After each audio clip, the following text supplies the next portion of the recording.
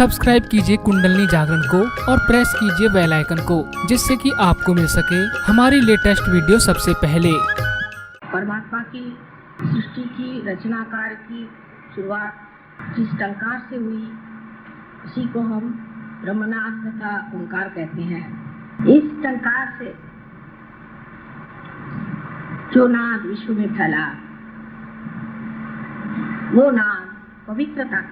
सबसे प्रथम परमात्मा ने इस सृष्टि में पवित्रता का संचारण किया, सर्व वातावरण को पवित्र कर दिया। पहले उन्होंने पुनीत किया, जो चैतन्य स्वरूप आज भी आप लोगों को जाना जाता है, आप जान सकते हैं, उसे महसूस कर सकते हैं, उसकी प्रचीति आपको मिल सकती है। वही ओंकार आज चैतन्य स्वरूप आपको भी पवित्र कर रहा है। श्री गणेश की पूजा हर पूजा में हम लोग करते हैं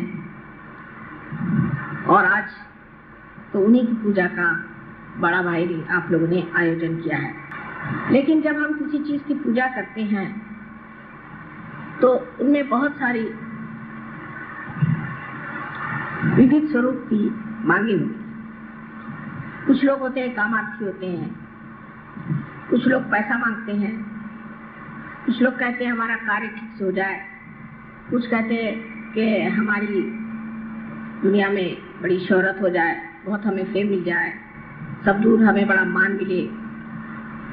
कोई कहता है कि हमारी नौकरी अच्छे से चली तो अच्छा है, कोई कहता है हमारा बिजनेस चलना चाहिए, कोई कहता है हमारे मकान बनने चाहिए।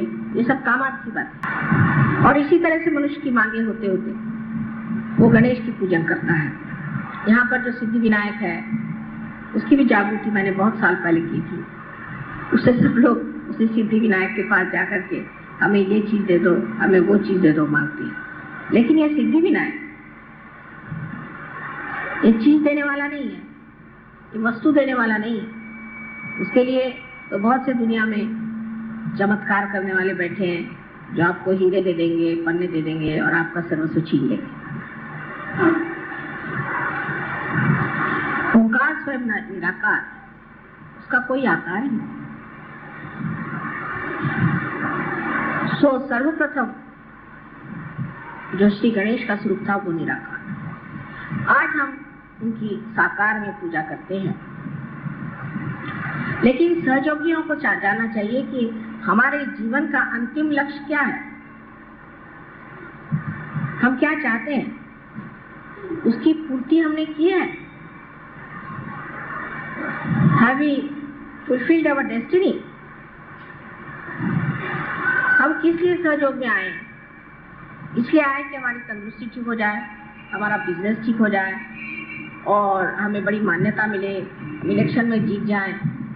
ये तो सभी मानते हैं, इसमें कौन सी विशेषता है।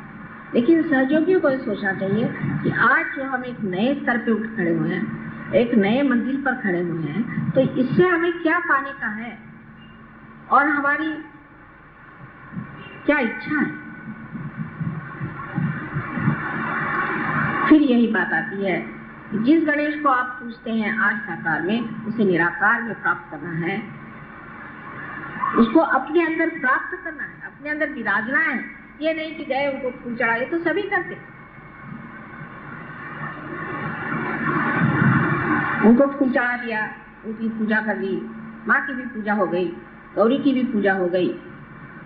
लेकिन उनकी शक्ति आपके अंदर आप संग्रहित कर सकते हैं, उसका आप परिणाम दे सकते हैं। आप उसे अपने चित्त को, अपने मन को, बुद्धि को, वाणी को भी शुद्ध कर सकते हैं और उसके अलावा आप दूसरों को भी ये शुद्धि दे सकते हैं। ये गणेश ही के जैसा आपको हमने बनाया, हमने आपको आत्म साक्षात्कार जिस तरह से गणेश को बनाया गया उसी प्रकार आपको बनाया, उसमें कोई फर्क नहीं, एक ही तरह से, एक ही ढंग से बनाया। लेकिन कहाँ गणेश?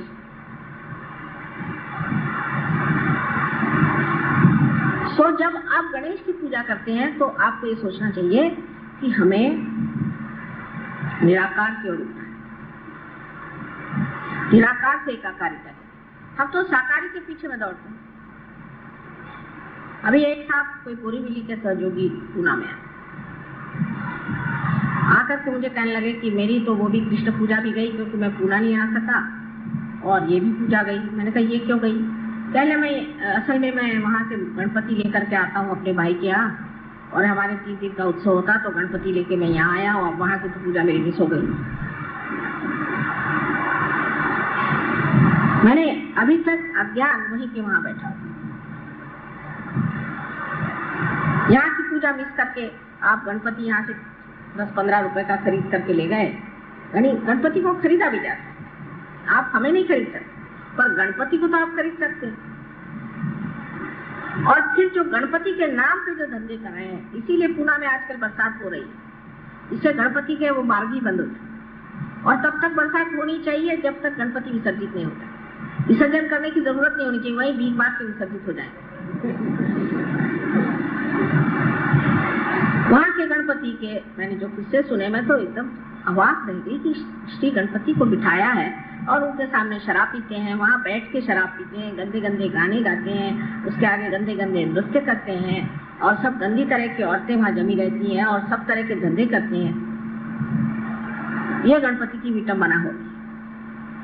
अब एक ये मार्ग लोकमान्य तिलक ने बताया था कि इसको गणपति को सामाजिक बना दीजिए, और सामाजिकता में जो है आपके सामने एक चीज ऐसी रहेगी जिसके सामने आप बड़े बड़े ऐसे संगीत के या व्याख्यान मालाओं के इस तरह के आप कार्यक्रम बनाएं जिससे लोगों में एक तरह की जागरण हो जाए। ये तो अच्छे भले लोगों को खराबी के रास्ते पर ले जाने की पूरी व्यवस्था ऐसे गणपतियों ने की है, और जितना बड़ा गणपति उतना ही वहां पाप ज्यादा है।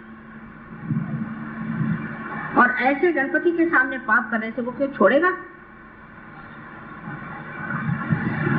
वो इन लोगों को छोड़ने वाला नहीं। अब जब तक हम बैठे हैं ठीक है, लेकिन बाद में वो ठिकाना नहीं होने वाला, क्योंकि वो जानते हैं कहाँ काम करना है और कहाँ मेहनत करनी है। और मुझे यही डर लगता है कि होने क्या वाला है। पुण्य पट्टनम जिसे कहते हैं, ऐसे पुणे शहर में एक तो वैसे एक राक्षस बैठा हुआ है, और भी बहुत सारे वहाँ इकट्ठे हो गए। उसके अलावा ये जो गणपति के नाम पर अनाचार शुरू कर दिया है, इसे क्या कहा जाए? क्योंकि परमात्मा से इनका संबंध नहीं है। गणपति की पूजा करना है ना, अच्छा गणपति जी बैठ जाइए, आप तो बैठे हुए हैं, हमने आपको खरीद के लाया, तो आप तो हमारे हाथ में, आप गणपति को बिठा दीजिए, उनके सामने जो भी करे वो करेगा, क्या तो मिट्टी है, हम तो खरीद के लाए बाजार से, और फिर हमारे हाथ में जब चाहे विसर्जित कर दे।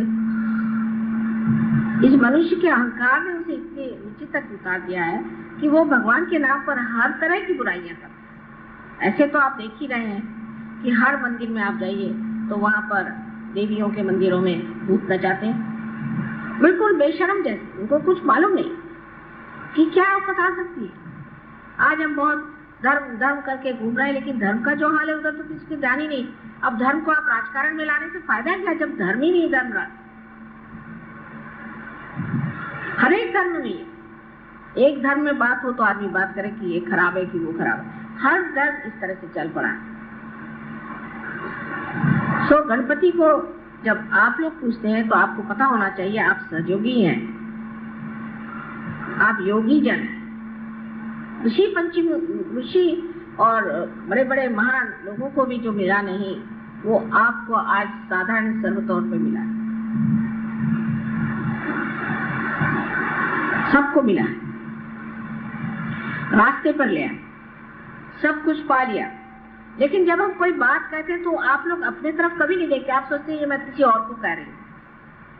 ये नहीं सोचते कि हम भी उसी में से हैं, कि हमारी दृष्टि कहाँ है। हम क्या सोचते हैं, माता जी देखिए, ये देखिए मैं घर ले रहा हूँ, इसको आप आशीर्वाद दीजिए। अरे भाई तुम हो तो आशीर्वादित होना ही हुआ। अच्छा नहीं माता जी, तो देखिए मेरी चाबी जो है मोटर की, उसको आप आशीर्वाद दीजिए। तो चाबी दिए खड़े, मैं तो ऐसा आशीर्वाद दूंगा कि दूंगी कि गाड़ी चलेगी।